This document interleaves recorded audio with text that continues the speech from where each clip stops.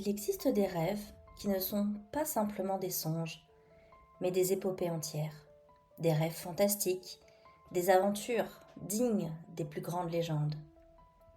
Celui-ci était un tourbillon de sensations, d'angoisse, d'espoir, comme si j'avais vécu une quête qui m'aurait changé à jamais. Tout commence dans l'obscurité la plus totale, un abîme souterrain, là où l'air est dense, vicié, et chaque respiration semble un défi. Je suis prisonnier, perdu dans des tunnels étroits, labyrinthiques, presque vivants. La chaleur et la lourdeur de la terre pèsent sur mon corps. Une vieille femme, étrange, presque surnaturelle, garde ce royaume souterrain. Elle semble inébranlable, implacable. Nous, les prisonniers, cherchons désespérément à fuir. Dans un ultime effort, nous parvenons à la tromper, à la convaincre de nous suivre, mais cette manipulation a un goût amer, comme une promesse fragile. L'espoir renaît. Nous courons, fuyant la vieille, tentant de l'atteindre, de la dépasser pour nous échapper. La première porte se déverrouille sous ses doigts, mais cette liberté est illusoire. Nous savons qu'il nous faudra encore son aide pour franchir la dernière étape. La deuxième fois, nous allons trop vite, trop loin.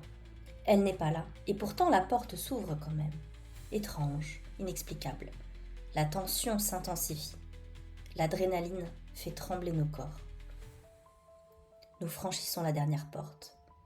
Un sentiment étrange de liberté naît en nous. Mais c'est un mirage.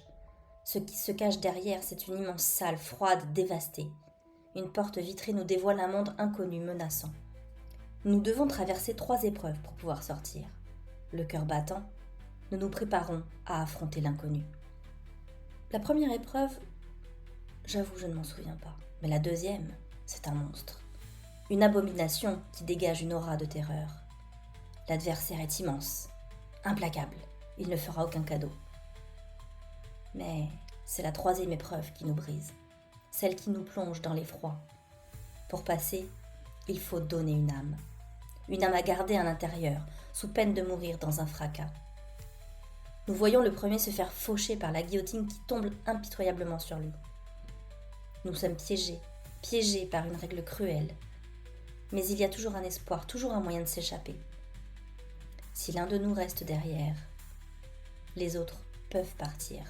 Il faut sacrifier une partie de soi pour sauver les autres. Lorsque nous franchissons enfin cette dernière porte, croyant échapper à l'enfer, un autre cauchemar nous attend. L'extérieur est dévasté, l'air est irrespirable, nous suffoquons, nos poumons hurlent de douleur, la terre est stérile, rouge, comme si un autre monde nous avait engloutis. Et là, ils sont là, ces humanoïdes, ou plutôt ces robots, qui patrouillent implacables. Si tu es vu, tu es mort. Ils traquent chaque mouvement, chaque souffle. Nous nous cachons dans l'ombre, le cœur battant la chamade, terrifiés à l'idée d'être repérés. Mais même là, tout semble étrange et réel. Je me retrouve seule, sur un promontoire, observant ce qu'il reste du monde en bas. Là, je deviens ce que je détestais, un robot. J'agis sans réfléchir, m'emparant d'une télécommande, envoyant des lasers pour perturber leur machine. Mais tout cela semble futile. Tout est chaos, tout est une lutte contre une fatalité implacable. La terre, rouge comme Mars, nous écrase, nous étouffe. Et je ressens soudainement cette lourde certitude. Nous ne sommes jamais vraiment libres. Nous croyons fuir, mais l'évasion n'est qu'un autre piège. Il faut encore fuir, mais fuir où ? Les secondes passent comme des heures. Nous remontons à travers les entrailles de la Terre, passant par des couches d'eau, de galaxies, d'étranges visions. C'est comme si nous étions aspirés à l'intérieur même du noyau de la Terre, traversant des dimensions parallèles. Chaque souffle est un combat, chaque geste une décision de survie, et pourtant nous avançons. Nous finissons par sortir, croyant enfin être sauvés. Mais ce n'est qu'une illusion de plus. Ce lieu où nous arrivons est un autre cirque, une autre prison déguisée en communauté. Les anciens qui s'en sont échappés sont là, tout comme nous. Mais ils sont marqués, étiquetés, chacun porte un numéro. Les robots humanoïdes, qui semblaient si puissants, seront maintenant relégués à des tâches subalternes, comme des esclaves. L'ordre et la paix de cette société sont fragiles, au bord de l'effondrement. L'argent n'a plus de sens ici. Ce n'est pas la liberté que nous imaginions, c'est un autre piège. Un piège où les règles invisibles dictent chaque geste, chaque pensée. Nous pensons comprendre, mais nous n'avons pas compris. Il nous faut un visa, un numéro, un travail. La vie semble douce, mais tout est sous contrôle. Certains commencent à céder, à vendre leur âme pour plus de pouvoir. Les autres, comme nous, tentent de s'adapter. Je dessine, je fais des schémas, des cartes de la Terre que j'avais oubliées. J'explique ce que nous avons vécu sous terre, à l'intérieur des tunnels, mais tout cela semble dérisoire face à ce système étouffant. Puis on me confie une mission, sortir encore une fois. On me donne un GPS, me guidant au-delà du cirque vers l'extérieur.